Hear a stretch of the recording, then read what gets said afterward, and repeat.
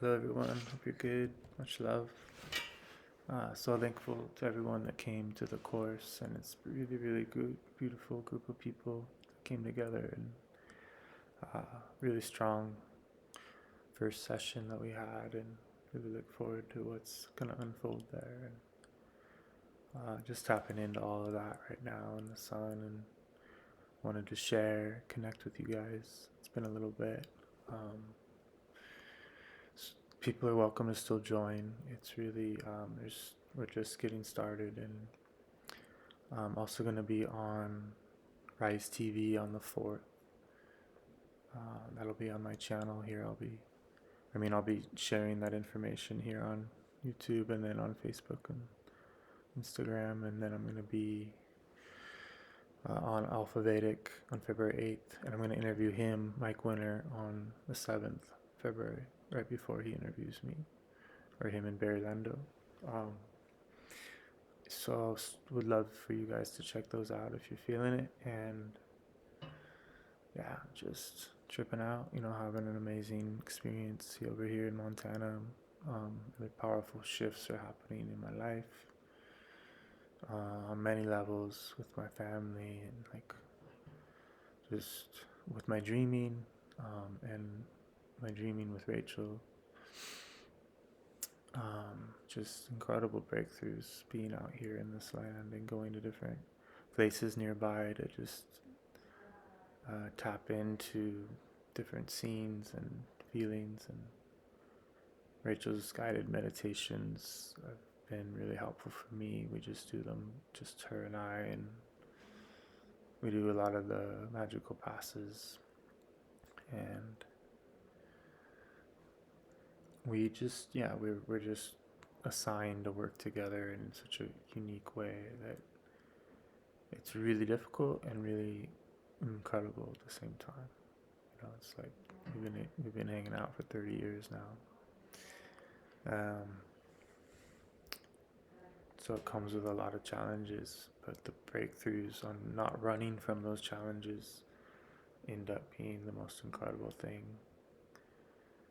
So a lot of people assume that when you're this long in a relationship that things get pretty mundane, but it just isn't that way for us. We didn't let that happen.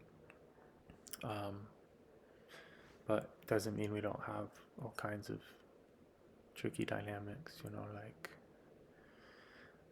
it's a minefield to walk through to deal with your shadow wound. And the closer you get to someone, the more that becomes obvious. So you have to become a warrior. You have to change your perspective and treat it like the most magical opportunity ever. And that can be really liberating when you're okay with being alone.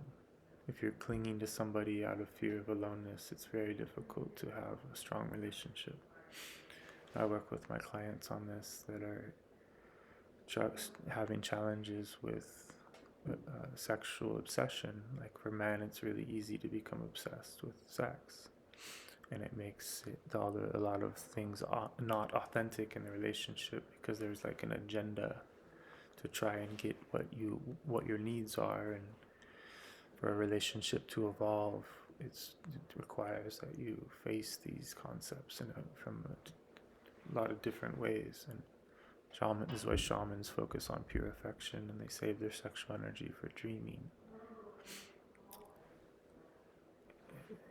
It's been said that if you reach a certain state in which you gain access to your energy body, then you can return to having, you would no longer need to be celibate. But there's a time and a place for celibacy in the journey of becoming able to make use of that energy, because it's like rocket fuel. And that's why semen retention for men is such a powerful thing.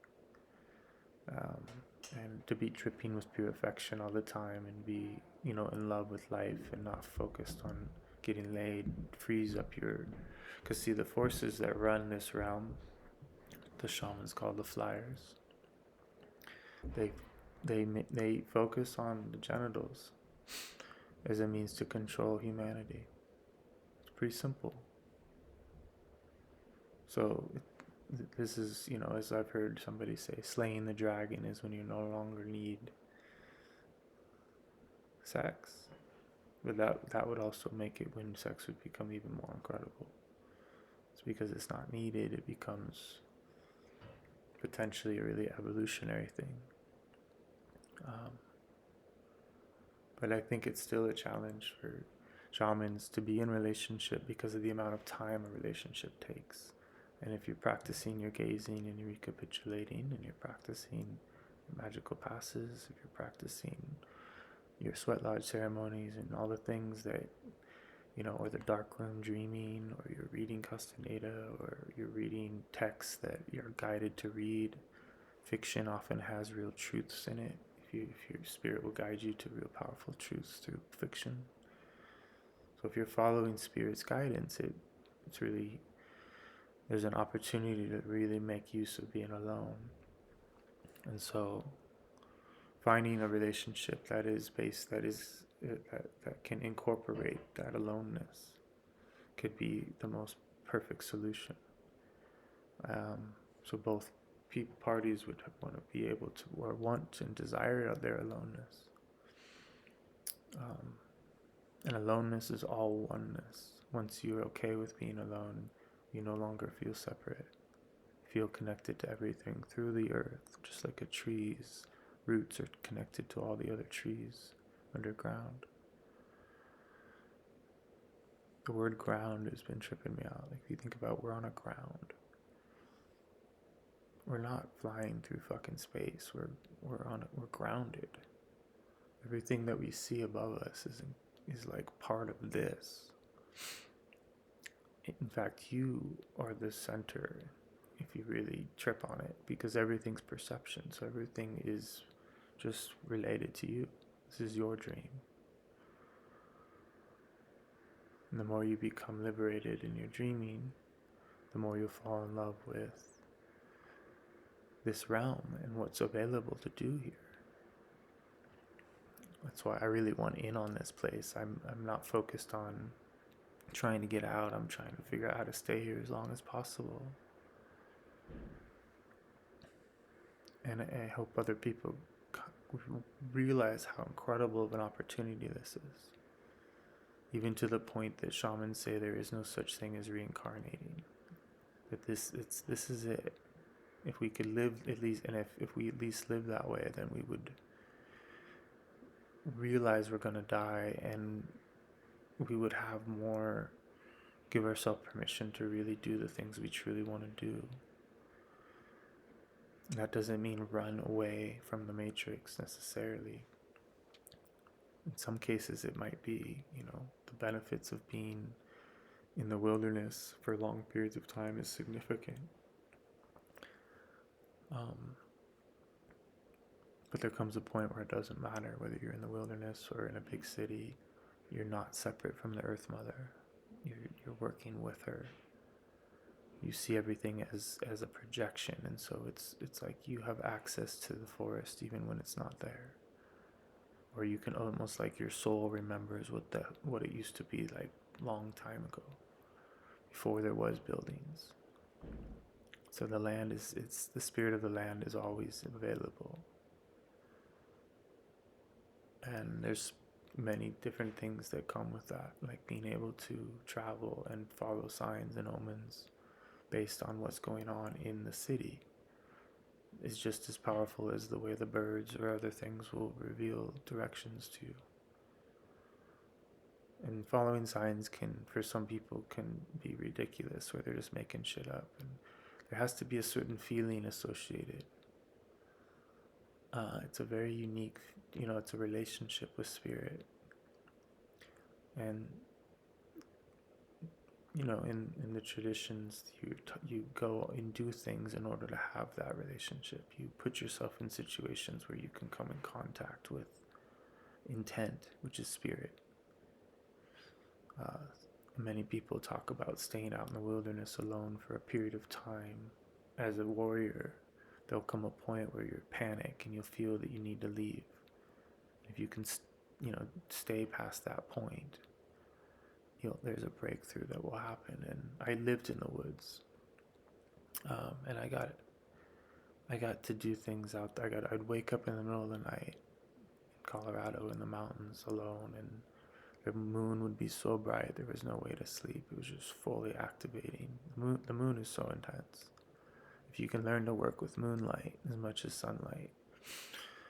I'm a sun, I really, it's hard for me not to move to Florida or somewhere that's all sun, but I also love the power of Montana and the mountains.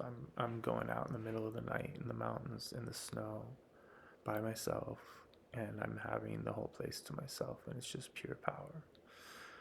And it's hard to find that in places that are sunny, to be alone, to so there's a benefit to both, and look forward to being able to do both someday. But moonlight is very, very unique energy to work with. And so I know people say that it's, it's like there's a thought that it's not to be worked with or something. And I understand those storylines, but I'm not feeling that. I don't think the moonlight is the same as sunlight at all. I'm not saying that the heliocentric model is not accurate when they talk about that. The moonlight's cold.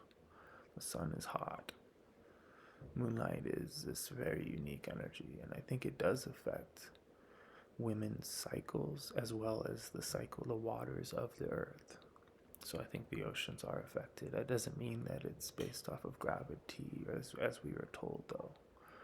I think there's more magical forces at play than that we can understand, or how things work has to do with will, that the sun and the moon and the stars are conscious beings. Maybe even the archonic forces that we refer to, and they're making us play out these theatrics. Just because the flyers exist doesn't mean it's a negative thing. It's just a fucking disturbing thing to come to terms with, that we're being harvested like cattle through the release of our emotion, unconscious, just all of the dynamics that you get to witness when you're in the world and see why people are so decrepit. It's because they don't think twice about these things. They just follow their impulses that leads them to being able to be manipulated and controlled completely. So for those of us that are freeing ourselves from that, it's like we're becoming warriors, because this is a spiritual war. This is a battlefield, and we want to become conscious of that so that we understand why things are the way they are, because it brings great relief to understanding. And then you stop worrying about trying to help other people or trying to convince other people to be any different than they are. You witness them instead and learn from them. And even the people closest into your life can show you, they give you a glimpse of how things could have been for you. And so there's great gratitude for the fact that they're showing you that contrast. So everybody becomes a helper instead of I'm not saying it's easy. It's a phantom world, and phantoms will try to convince you to stay put and not evolve. They'll be threatened by your freedom. But there's a way to use stalking in these situations. There's a way to take as much from the situation as possible. People are forgetful, so they can move on, and so can you, and you can make adjustments to the way in which you interact with people in your life, so that you're not burning bridges, you're just expanding possibilities. But the indifference is what matters. If you're attached to how things are supposed to be, then you won't be able to see Spirit's guidance in these kinds of concepts. You'll be focused on being right or wrong, or thinking that you... And then these are stages to go through. I'm not saying to expedite the process, but be honest with yourself and admit that, we get in these ego battles. And that's what keeps self-importance in place, and that's what makes us easy to control, ultimately. And so as we evolve, we're going to be challenged in new ways and put in situations that will reveal even deeper areas of unconsciousness that we couldn't see before, because we couldn't see before. I'm just getting started. these are difficult things to come to terms with and then apply. That's why they say clarity is an enemy, because if you get stuck in clarity and you don't apply your knowledge and go and make use of it, then you're just like a philosopher who's getting excited about his concepts. And it's still in the limitation realm of being easily indoctrinated. When you realize there's more to this world, truly, and you validate that energetically and verify it by experiencing the gate of power in the wilderness, by having a particular level of lucid dreaming accessible, then you've moved beyond clarity into power. But it doesn't mean that that you won't slip back into clarity if you forget or you lose your energy. I've witnessed really powerful people who did really unique things slip back into hypnosis years later, and it was not a normal story. It's very strange how that happens, but it does possible. And they do say that a warrior, a person who sees before they become a warrior, will become meek in the face of the unknown. And so our shields are actually in place to protect us. So we don't need to try to tear them down with power plants. We can go slow, do the recapitulation, do the magical passes, learn the gates of dreaming or the darkroom dreaming. All this stuff will eventually prepare you for losing your shield so that you can see energy. And when it happens more naturally like that, then you will have become a warrior. Yeah. But if you try to convince yourself that you're further along than you are, you can get yourself in a pickle. So that's why my class that I'm offering goes really slow and steady, and it's very much about being okay with where we're at and getting honest with where we're at. And it takes courage to show up because it's such a powerful thing that we're doing, and there's really powerful people that have joined. It's such an honor. It's just the beginning, so it's a good thing to get in on if you feel called. Feel free to reach out, and but it's all good. I thought that the amount of people that are in would be a little much, but I'm realizing that it's kind of the more the better, in for whatever reason, to a point. And it's not because of financials. It's like how that when you get a lot of people together, there's an accumulative effect, especially when you're doing shamanic movements together in sync. There's a real benefit to having a larger group, and it's perfect size as is, but in case somebody's feeling called, because likely a couple people will phase out, and so there's room to enter if you're feeling it. And then the benefits of doing things in a group setting is that, well, for one, there's a private Telegram chat that's really powerful, and a way to just connect with people who are like-minded. But yeah, your dreams will be affected. You'll be impacted by the what they call human mass. So human mass is incredible on a large scale, like at a Fish concert. Like the energy that is moving through those crowds is insane if you're an observer of things like that. It's just, I've said this before, but if we could harness that kind of energy in a situation where people were doing shamanic work, it would change everything, right? But there's a reason why that doesn't happen. But eventually it will be a solution. That's what that's what Carlos Castaneda discovered when he started Clear Green, was that for a long time there was quite a few people, and I wasn't around then. But they got to witness something really rare when all of these tensegrity practitioners were just kind of at the peak. Is a really powerful time to have Taisha and Florinda and Carol Tiggs and these other beings that were really powerful. Kylie and Rennie and Nai were out there. Everything they were doing was really, really next level. Very, very kind of ahead of its time, even though it's from an ancient thing. This is why it's so strange that they revealed it. It's so powerful. But of course, there's going to be, with the way the flyers work and stuff, it's going to be challenged. There's going to be, the clearing failed. It fell apart when Carlos died because he was what kept it together. Because he was that powerful, and it's a powerful thing to hold space to that degree. And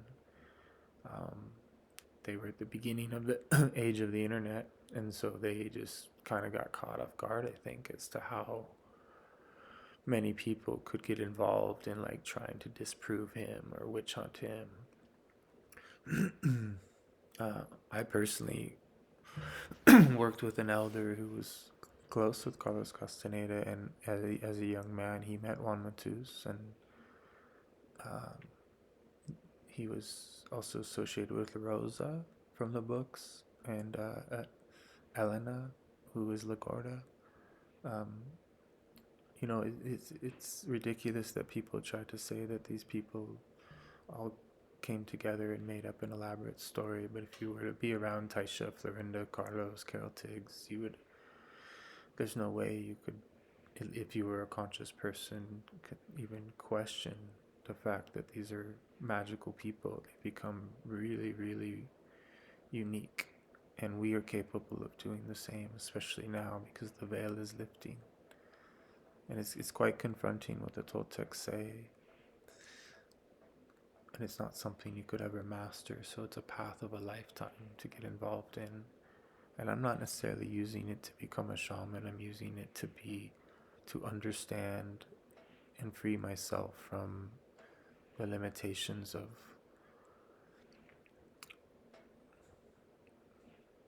the conditioning that was passed on to me. And it's very effective at that. What I do from there will be decided by power. And that's how the Toltecs refer to it, that their power decides. And so rather than be a slave to power, I want to be a servant to power. And that's why I was guided to teach these courses now. And something I never thought I would do. I was going to just remain a student. But I got kind of kicked out of the nest, I feel. And so I'm thankful for all of you who joined, and look forward to next Tuesday. So on February 6th is our second class. And if you'd like to do a consult to see if it would fit in for you to jump in, please reach out, let me know. And just so much love, sunshine, and intent for you all to free yourselves from the limitations of what you think is possible for you. I promise you, learning to gaze is like accessing a whole nother life. When you know how to get silent and you can do things with your perception that bring great energy and build your chi, you're just getting healed, and you're not needing a healer, you're just healing yourself. The mother will take your pain. There's so many different things that will happen along the way that will make your life so worthy of experiencing that your priorities will get really clear. So thank you for checking this out, and look forward to catching up with you soon. Much love.